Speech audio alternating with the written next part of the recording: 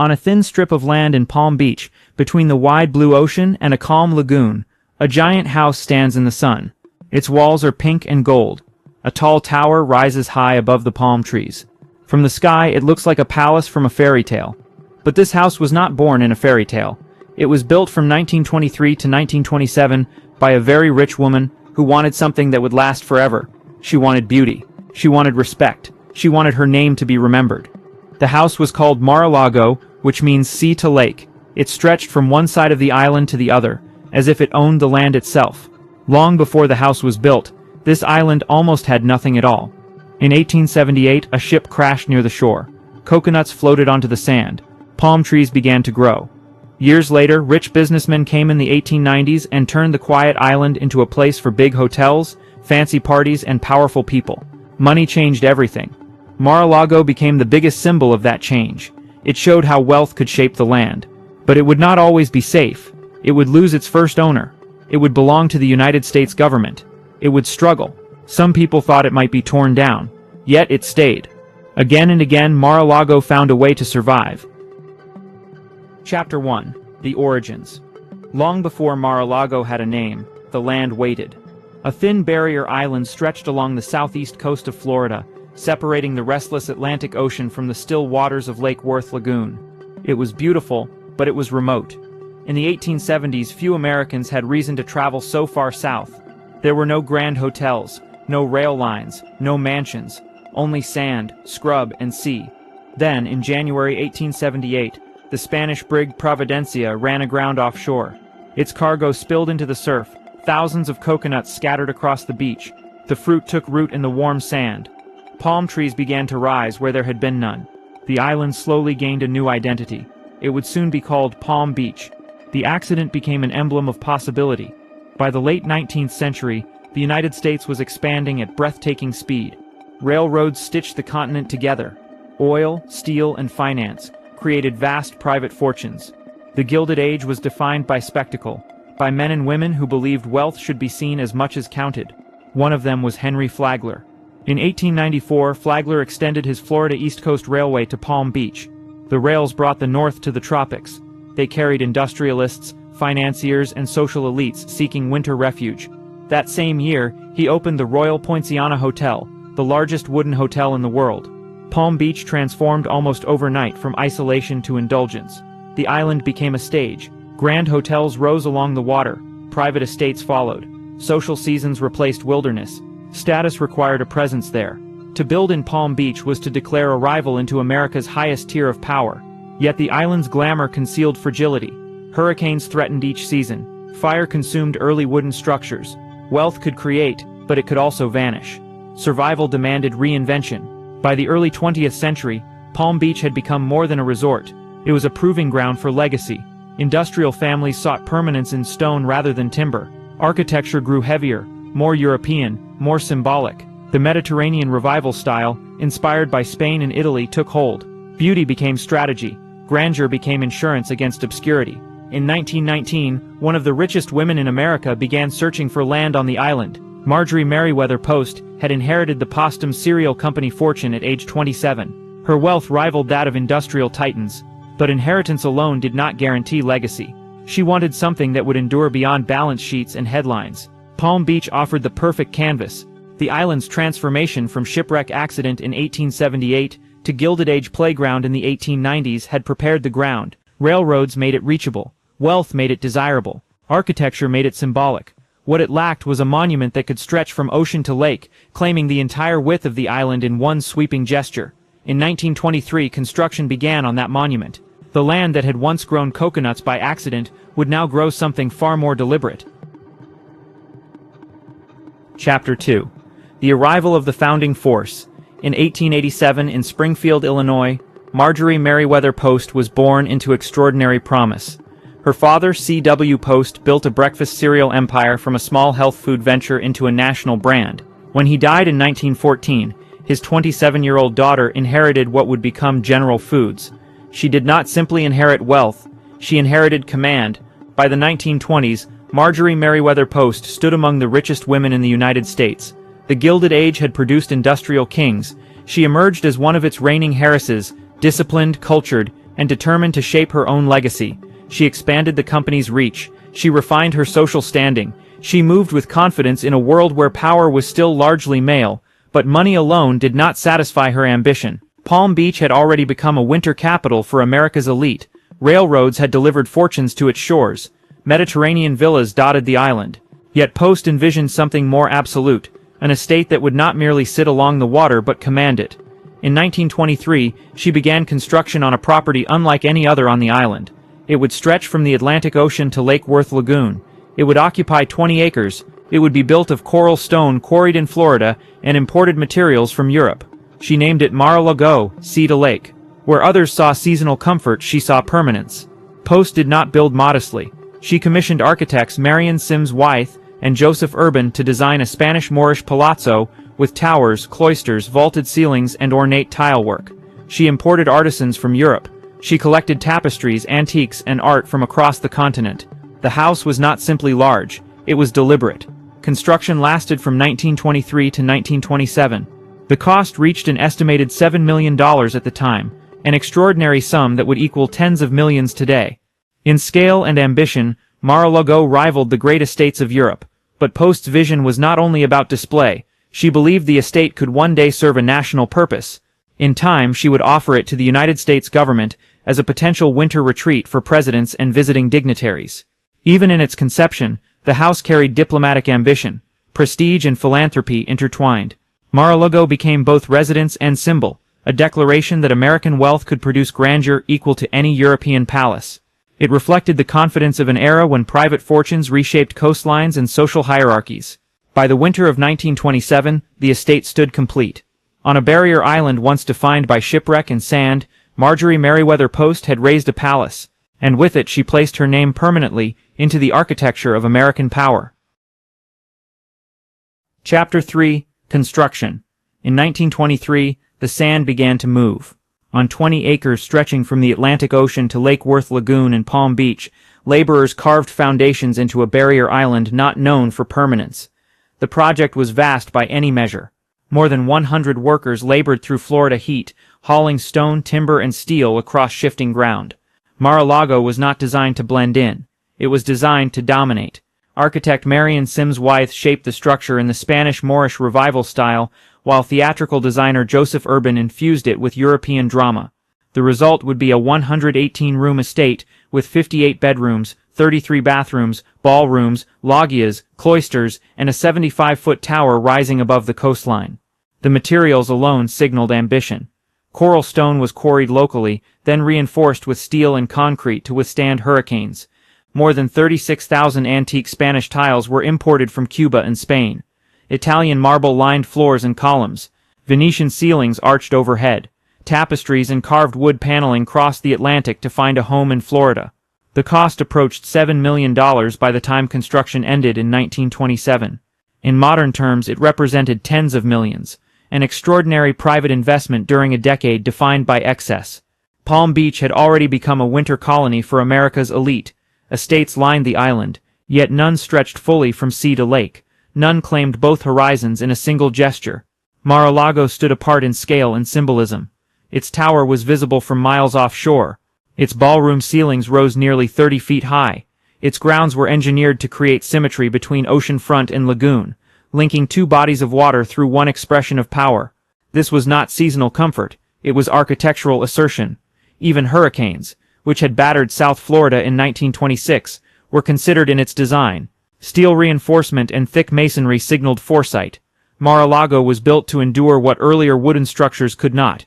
In 1927, as construction crews departed and final details were set in place, the estate stood complete. It had risen from sand through vision and capital. It redefined what private wealth could accomplish on American soil. Mar-a-Lago did more than occupy land. It claimed it. Chapter 4. Peak Power. By the winter of 1927, Mar-a-Lago had found its rhythm.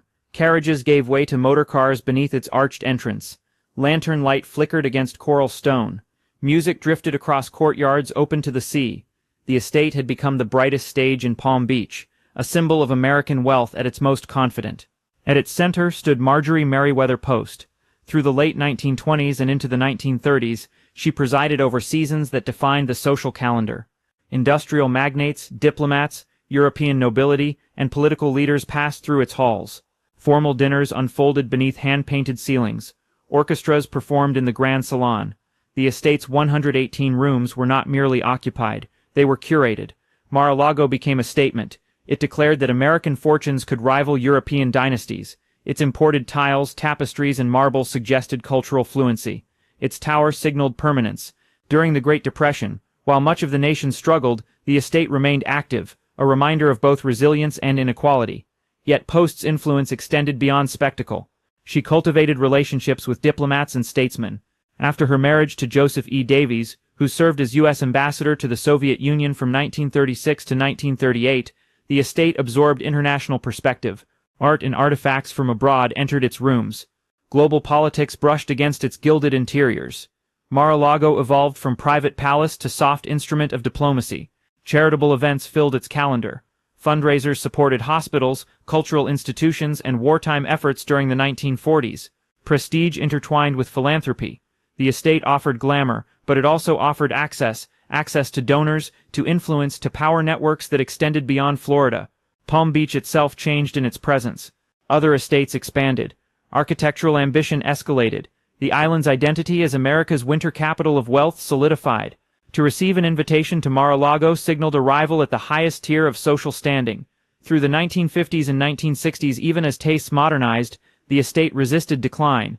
Its Mediterranean arches and cloisters remained defiantly grand in an age shifting toward minimalism.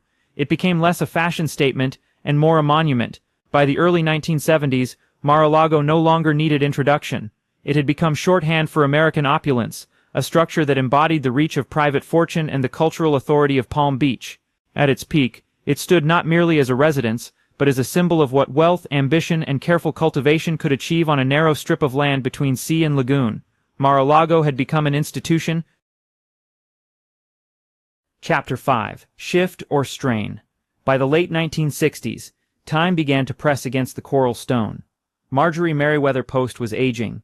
The Gilded Age confidence that had shaped her world was fading into memory. America had changed. War abroad, protest at home, and new social movements challenged old hierarchies. Grandeur no longer carried the same unquestioned authority.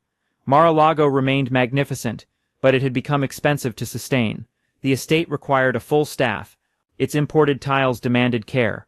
Its vast roofs and thick masonry required constant maintenance in a climate defined by salt air and storms. What had once symbolized permanence now carried heavy cost. Post began to consider the future. She had long imagined Mar-a-Lago as more than a private residence. In 1969, she formally offered the estate to the United States government as a potential winter White House, a retreat for presidents and a setting for diplomacy. It was an act that blended philanthropy with legacy. The house would serve the nation. Her name would endure in public purpose. In 1973, following her death at age 86, ownership transferred to the federal government, but the vision faltered. Once security upgrades were costly, maintenance estimates ran into the millions. Presidents found it impractical. The estate, built for spectacle, was difficult to adapt to modern governmental needs. What had seemed like a gift of grandeur now appeared as a financial burden. By the late 1970s, the government sought to return the property to the Post Foundation. Mar-a-Lago stood in uncertainty, too large for ordinary private ownership, too costly for federal use. Palm Beach itself was evolving. Architectural tastes shifted toward modern restraint. Land values soared. Demolition of aging estates became a rational economic choice. In a town built on reinvention, even monuments could be replaced. Mar-a-Lago faced a quiet threat. Not scandal, not collapse, irrelevance. The palace that had defined social supremacy now stood at the edge of abandonment. Its scale, once its strength, had become its vulnerability. For the first time since its completion in 1927, Mar-a-Lago did not command the future. It waited for rescue or erasure. Chapter 6. Crisis. In 1980, Mar-a-Lago stood nearly alone. The federal government had relinquished control after determining the estate was too costly to maintain as a presidential retreat. Annual upkeep estimates reached into the millions. Security demands were impractical. The experiment had failed. Ownership returned to the Post Foundation, but the foundation faced the same reality. The 118-room mansion required constant restoration. Its aging infrastructure strained under salt air and humidity. Insurance costs climbed. Staff expenses mounted. The property generated no steady income. It was a monument without a business model. Palm Beach had changed. By the early 1980s, land values on the island had surged. Developers eyed large estates not as heirlooms but as parcels. Demolition had become strategy. Older mansions were razed to make way for modern compounds tailored to new wealth. Mar-a-Lago, occupying 20 prime acres from ocean to lagoon, was worth more divided than preserved. The possibility was real. Subdivision could yield immense profit. The tower could fall. The cloisters could vanish. Coral stone could be reduced to rubble. What had taken 4 years to build in the 1920s could disappear in months. In 1981, the town of Palm Beach designated Mar-a-Lago a historic landmark. It was a protective gesture, but not an absolute shield. Landmark status complicated demolition. It did not eliminate financial pressure. By the mid-1980s, the estate was on the market. Few buyers possessed both the capital and the appetite for such scale. It was too large for conventional luxury, too ornate for modern minimalism, too expensive for casual ownership. Its very grandeur limited its future. Mar-a-Lago faced a paradox. Built to endure hurricanes, it was vulnerable to economics. Built as a symbol of permanence, it hovered at the edge of erasure. In 1985, a buyer emerged, an ambitious New York real estate developer named Donald Trump. He purchased the property for approximately $10 million, a fraction of its replacement value. The sale was not merely a transaction, it was a turning point. Mar-a-Lago had come closer to disappearance than at any time since its foundation was poured. Its survival would now depend on reinvention once again. Chapter 7. The Unexpected Turn. In 1985, Mar-a-Lago changed hands again. Donald Trump purchased the estate for approximately $10 million.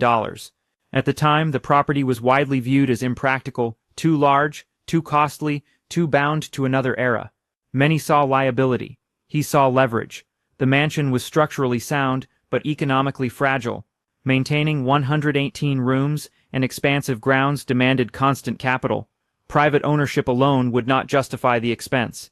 Yet demolition was restricted by landmark protections. The estate stood preserved but constrained. The new owner began to reshape its purpose. Throughout the late 1980s, restoration work stabilized aging interiors. Decorative ceilings were repaired. Stonework was reinforced. The tower remained intact, but the greater transformation was strategic, not architectural. In 1995, Mar-a-Lago became a private club. The shift was radical for Palm Beach. Traditionally, the island's most prestigious properties were private estates or tightly controlled social institutions. Converting a former Gilded Age palace into a membership-based club disrupted custom. It converted exclusivity into revenue. Members paid initiation fees reported at $100,000 in its early years, along with annual dues. The estate's maintenance costs were distributed across a network of affluent patrons. Weddings, galas, and seasonal events generated additional income. Liability became asset. Mar-a-Lago re-entered the social bloodstream of Palm Beach. It was no longer simply inherited wealth preserved in stone. It was an operating enterprise, a hybrid of residence and institution, a business model layered onto legacy architecture. The move also reshaped access. Where once entry required personal invitation from Marjorie Merriweather Post, membership now provided a pathway into its corridors. Prestige became structured. Power became networked. In 2005, a 20,000-square-foot grand ballroom was completed, adorned with gold leaf and crystal chandeliers. The addition reinforced the estate's new identity as an event-driven destination. Mar-a-Lago was expanding again, not outward across land, but inward through commerce. What had nearly been subdivided was now self-sustaining. The estate that once depended on one fortune now relied on many. In its third era, Mar-a-Lago demonstrated the instinct that had allowed Palm Beach itself to survive for more than a century, adaptation without surrendering spectacle. It had been palace. It had been burden. Now it was strategy. Chapter 8. Reinvention. By the late 1990s, Mar-a-Lago had completed its most delicate transformation. What began in 1927 as a private palace built by Marjorie Merriweather Post had become by 1995 a private club under Donald Trump. The shift was not cosmetic. It altered the estate's DNA. The mansion was no longer sustained by a single fortune. It was supported by a network. Membership fees created steady revenue. Large-scale events filled the calendar. Weddings, charity galas, and seasonal gatherings restored the rhythm of spectacle that had once defined its golden years. Prestige became product. Access became currency. Palm Beach watched carefully. The island had long guarded its exclusivity. Traditional clubs maintained strict social codes. Mar-a-Lago, by contrast, opened its doors to a broader elite: entrepreneurs, financiers, celebrities, and political figures who might not have belonged to older institutions. The move disrupted tradition while amplifying visibility. Controversy followed. Some residents resisted the commercialization of a Gilded Age landmark. Others recognized the practicality. Without reinvention, the estate might not have survived at all. The debate reflected a larger tension in Palm Beach itself: preservation versus progress, heritage versus profit. Mar-a-Lago chose survival. Gilded ceilings, imported marble, and crystal chandeliers reinforced the language of opulence. The expansion did not dilute the original structure, it amplified it. The estate became a stage once again. Political figures attended events, business leaders gathered beneath its arches, media attention grew. Mar-a-Lago was no longer simply a relic of the 1920s, or a rescued mansion from the 1980s. It had entered a new era as a hybrid of private residence, social institution, and political backdrop. Its role in diplomacy evolved informally. Where Marjorie Merriweather Post had once envisioned hosting presidents under federal ownership, the estate now hosted influential figures through private channels. Power circulated through dinners and fundraisers. Networks strengthened beneath vaulted ceilings built nearly 80 years earlier. The symbolism deepened. Mar-a-Lago embodied the arc of American wealth, from Gilded Age inheritance to late 20th century branding. It demonstrated how legacy architecture could be repositioned within modern capitalism. It proved that preservation alone was not enough. Sustainability required adaptation. By the early 2000s, its identity had stabilized. It was no longer in danger of demolition. It was no longer a dormant monument. It had become a living enterprise, part club, part residence, part emblem of ambition on a narrow barrier island in Palm Beach. Once threatened by irrelevance, Mar-a-Lago had learned a new language: leverage, and in doing so it ensured that its story would continue beyond the century that first imagined it. Final chapter: Legacy.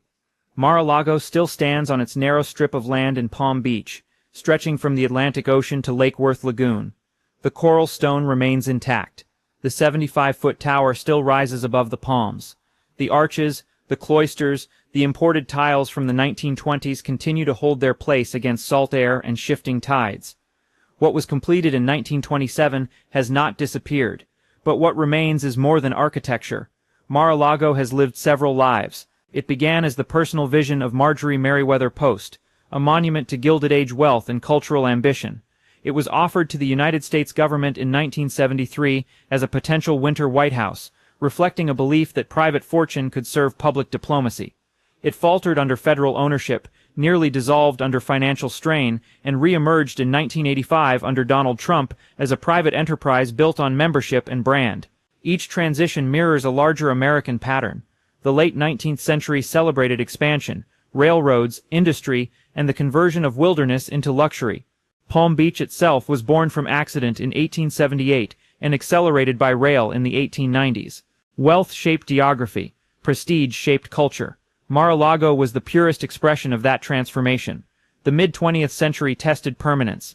Economic pressures, shifting politics, and evolving social values challenged inherited grandeur. The estate's transfer to the federal government in 1973 reflected an era when public institutions appeared stronger than private dynasties. Yet even government could not absorb its scale. The late 20th century favored reinvention. Turning the estate into a private club in 1995 redefined its function. The business model distributed cost across membership. The structure became both symbol and strategy. It demonstrated that preservation without revenue is fragile. Survival required adaptation.